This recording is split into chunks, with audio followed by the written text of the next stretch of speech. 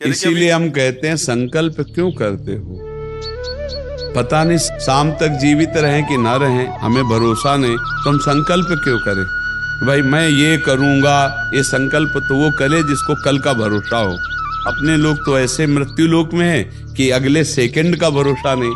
तो ऐसी प्रार्थना करनी चाहिए कि हे प्रभु, यदि आपने मुझे जीवन दिया, सामर्थ्य दिया, समय दिया, तो ऐसी हमारी भावना बन रही कि हम 108 परिक्रमा कर लेंगे। तो अगर नहीं समय, नहीं शरीर सामर्थ्य रही, तो हम एक को नहीं करेंगे, तो कोई अपराध नहीं लगेगा। अगर संकल्प ले लिया कि अब 108 करेंगी, तो अब करना चाहिए। देखो संकल्प पूरा करना चाहिए। तो अभी जान तो शरीर में है ही, तो संकल्प के लिए फिर उसी कार्य में लगा जाता है। पर हम सबसे प्रार्थना करते हैं संकल्प ना लिया जाए। कभी कोई अगर नियम लेने की बात हो तो ये जरूर छूट दे दे कि हे प्रभु, यदि हमारा स्वास्थ्य ठीक रहा, हमारा जीवन रहा, तो हम आपके ऐसा कर लेंगे। और अगर नहीं रहा तो आपने कोई संकल्प किया नहीं, तो पाप नहीं लगेगा। ऐसे थोड़ा अपराध बनने की होती है कि 108 की वो तब होता है जैसे कोई डील करते हैं ना, गोवर्धन महाराज मेरे पुत्र का नौकरी लग जाए, मैं 100 परिक्रमा करूंगी, तब जाके थोड़ा सा ऐसा ज्यादातर होता होगा। ऐसे भक्ति मिले ऐसा कम नहीं होता। हाँ, तो करना चाहिए, फिर हमें लगता है करना चाहिए। पर अगर समय के पधार गया तो फिर कैसे कर पाएगा। मृत्यु लोक है और मरण धर्मा शरीर है, तो मुझे तो भरोसा 1 मिनट का नहीं है अपने शरीर का कि 1 मिनट ही अगला जिएगा कि नहीं जिएगा। इसीलिए संकल्प विकल्प करने का अधिकार ही नहीं है। पता नहीं शाम तक जिएंगे, क्यों भाई, पक्का है किसी को? अब पता नहीं शाम तक जिएंगे कि नहीं, तो हम क्या संकल्प करें। हमें तो यही कि प्रभु जैसे चलावे वैसे चल रहे।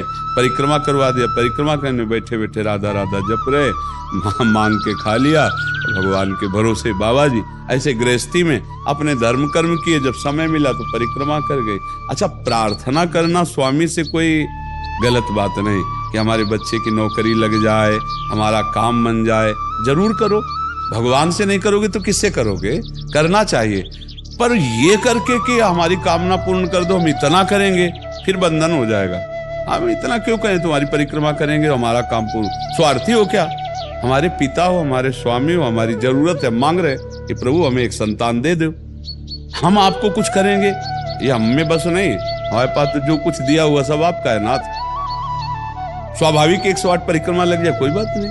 संकल्प मत करो, मांग जरूर लो, तुम्हें मांगना है, और छूट दे दो कि प्रभु यदि उचित हो तो ऐसा करना, अगर उचित ना हो तो प्रभु लाख बार मांगू तो भी पूरा मत करना। ये भक्तों की मांगे होती है, ये सत्संगियों की मांगे होती है कि नाथ मेरी आवश्यकता तो है, पर अगर आपको उचित लगे तो आप दे देना, और अगर उचित ना लगे तो मेरे मांगने पर भी आप ना देना। ये जब ये बात बनी रहती है कि जितना नाम जप होना चाहिए उतना नहीं होता, उतना, ये बात तो हमारे में भी है। इतनी पीड़ा तो हमको भी बनी रहती है कि जितना होना चाहिए उतना नहीं होता। इतनी पीड़ा हम अपने गुरुदेव भगवान में भी देखी। एक दिन उन्होंने कहा क्या बताएं, जीवन निकल गया, छक के नाम जपने को नहीं हुआ, रात दिन मंत्र में नाम में लगे हुए, रात दिन 10 वर्ष समीप रह के सेवा में रहे। तो बोले क्या बताऊं, पूरी जिंदगी निकल गई, छक के नाम जपले को नहीं मिला। तो भगवत भजन करने वाले में भजन की इतनी भूख बढ़ जाती है कि रात दिन भजन करने पर भी उसको ऐसा अनुभव होता है कि जैसा होना चाहिए वैसा। यही अखंड भजन बनाता है, यही अखंड। पर इस अखंड भजन होते हुए भी रोना आएगा कि प्रभु मुझे भजन करने की रुचि दे दो। यही भजन, असली भजन का ही फल है। भजन करते हुए भजन की इतनी भूख होना कि भगवान से भजन ही मांगना कि प्रभु मुझे भजन करते। अभी वो भजन नहीं होता जैसा प्रेम से होना चाहिए। हर एक महात्मा को, हर एक भजनानंदी को अनुभव होगा, और ये अगर हुआ तो भजन अखंड होने लगेगा। क्योंकि हम जिसकी पीड़ा महसूस करते हैं उसको हम भूलना कैसे बर्दाश्त कर पाएंगे? तभी वो अखंड स्मृति कर पाता है। और जो संतुष्ट हो जाता है भजन में, वो भजनानंदी नहीं होता। जो भजन में असंतुष्ट और भोगों में संतुष्ट रहता है, वही भजनानंदी कहा जाता है। अपनी बात कहते हैं, मुझे तो गुरुदेव ने संभाला, नहीं तो साधन भजन हो रहा था और वो अहंकार जनित था। जब गुरुदेव ने कृपा करी तो हमारे अहंकार को चकनाचूर हुआ। तब ये बात समझ में आई कि गुरु कृपा से मोक्ष मूलम गुरु कृपा।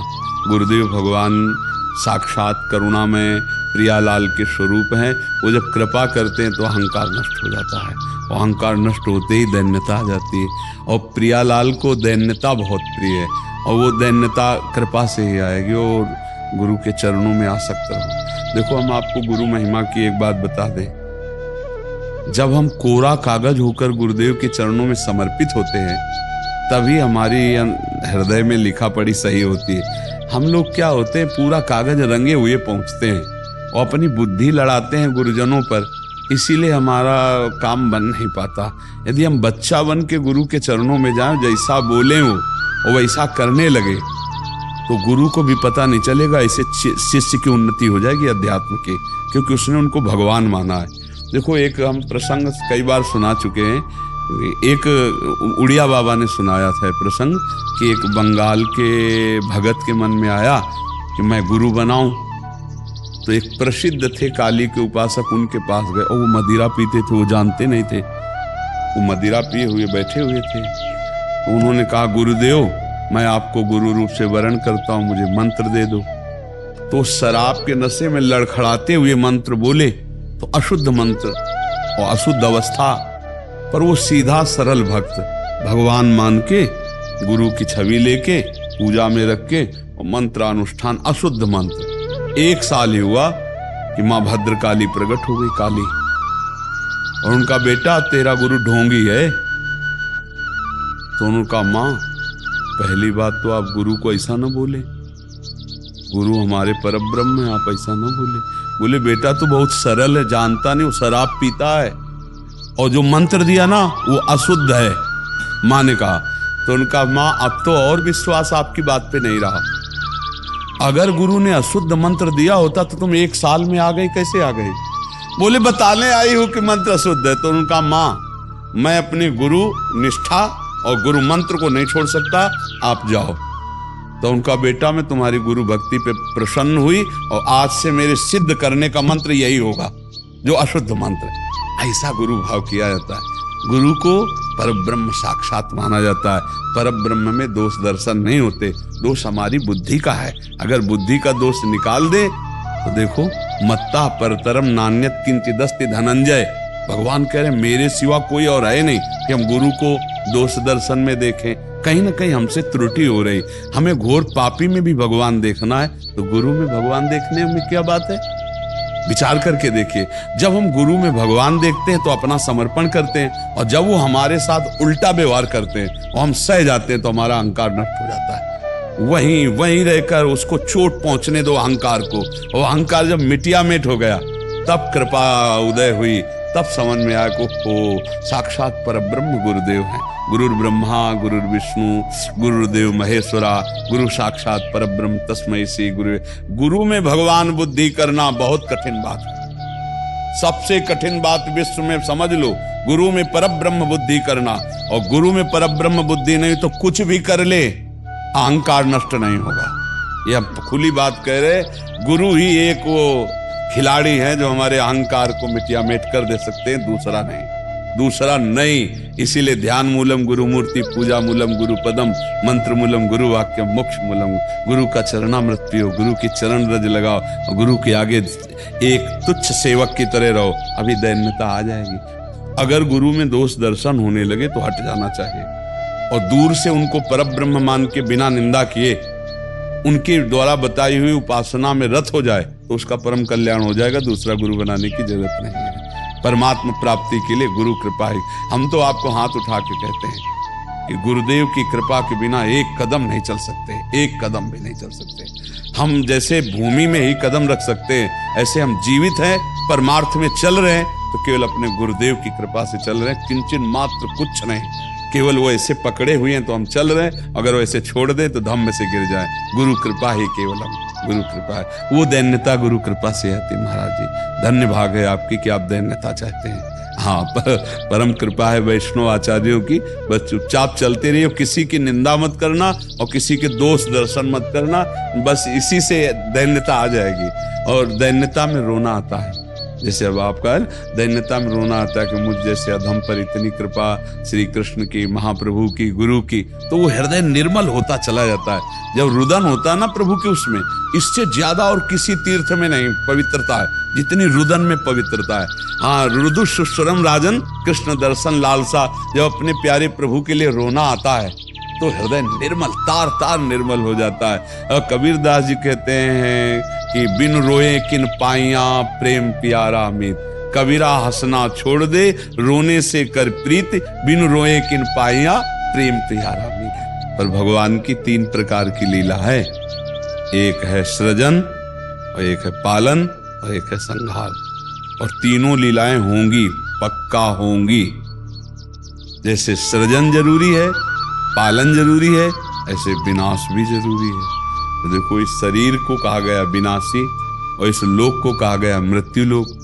तो भाई देखो, जो जन्मा है उसका शरीर छूटेगा, जो हमने कर्म किए उसके अनुसार हमें भोग मिलेंगे। अब हम भगवान से भजन के बल से, उनके प्रार्थना के बल से हमको क्षमा याचना करवा सकते हैं। तो अपने पुत्र के लिए, अपने कल्याण के लिए, अपने परिवार के कल्याण के लिए, समाज के मंगल के लिए भगवान का नाम जप करे, भगवान से प्रार्थना करे, दूसरों को सुख पहुंचावे, धर्म पूर्वक आचरण करे तो निश्चित मंगल होता है। हाँ, बहुत अच्छा है। देखो, यशोदा मैया स्वयं भगवान लाला के रूप में आयला तो गौ की पूंछ से झाड़ना और ब्राह्मणों को बुलाकर स्वस्ति वाचन कराना, दान देना, मेरा लाला कन्हैया सुरक्षित रहे। क्योंकि बड़े बड़े आक्रमण हुए ना, पूतना है, तृणावर्त, अघासुर, बकासुर, तो मैया घबरा जाती थी कि दुनिया की बलाएं हमारे लाले के पीछे काहे पड़ी। और अच्छा, माँ को अपने पुत्र का महान स्वरूप दिखाने पर भी दिखता ले, क्योंकि माँ है ना, उनको तो लगता है मेरा लाला है। तो बार बार वो परेशान हो जाती थी और स्वयं भगवान की रक्षा के लिए भगवान के नाम का प्रयोग किया। केशव भगवान बाजुओं की रक्षा करे, ऐसे करे, ऐसे। तो हमें लगता है भगवान का नाम जप और धर्माचरण, दूसरों को सुख पहुंचाना, और इसका फल मेरा पुत्र सुरक्षित रहे, मेरे पुत्र की बुद्धि शुद्ध हो, मेरे पुत्र को कभी विपत्ति न हो। तो ये देखो, माँ में बहुत बड़ी सामर्थ्य है। अगर माँ तपस्या और पूर्वक अपने पुत्र को चाहे तो अजर अमर बना सकती है। मंदालसा माँ ने यही कहा था, मेरे गर्भ में जो जीव आएगा उसे भगवान से मिला कर रखूंगी, उसे भगवत प्राप्ति, और ऐसा ही किया। देखो, गांधारी जी ने जे भी सुना कि धृतराष्ट्र हमारे पति होने वाले वो अंधे हैं, तो पट्टी बांध ली।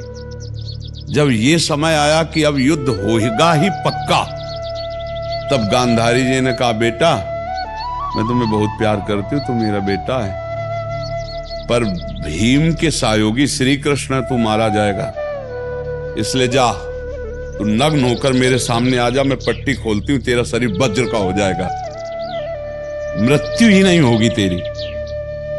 अब भगवान तो भगवान ही है। अब वो आ रहे थे नंग धड़ंग दुर्योधन, तो भगवान ने देखा उनका, अरे यार तुम इतने बड़े होकर बच्चों की तरह नंगे घूम रहे हो। तो उनका माँ ने कहा है, बच्चे हो, कम से कम कमर तो ढक लो इतना। तो ऐसे पत्ता लगा के ऐसे गांधारी ने जी हुई आंख खोले ऐसे दे, उनका ये पत्ता क्यों लगा लिया? उनका, माँ तुम्हारे सामने नंगा कैसे आऊं? अरे उनका, धोखा कर दिया तूने। अब जितनी दृष्टि मेरी पड़ गई, तेरा शरीर वज्र का हो गया, गदा या किसी भी प्रहार से नष्ट नहीं होगा, लेकिन तू कमर से मारा जाएगा। यही से कमजोर हो गया। क्योंकि और भगवान अपने भक्त का प्रण पूरा करवाने के लिए जब द्रौपदी को दिगंबर करा रहा था ना, ये सभा में लाओ जंगा ठोक रहा था, तो भीम ने यही प्रण किया था, इसी जंगा को तोड़ूंगा। अगर भगवान भक्त की वचन रक्षा ना करते और वो पूरा वज्र का शरीर हो जाता तो तोड़ नहीं पाते। इसीलिए भगवान ने, तो माँ में कितनी सामर्थ्य है। आप देखो, अधर्म युक्त चल रहा है, लेकिन मेरा बच्चा सुरक्षित रहे, आंख की पट्टी खोली, पतिव्रता, तो वज्र का शरीर कर दिया। तो आप अपने पुत्र को अजर अमर अविनाशी बना सकते हैं साधना और भजन के प्रभाव से। नाम से परम गति होती है। राधा नाम का एक हमने पद सुनाया था।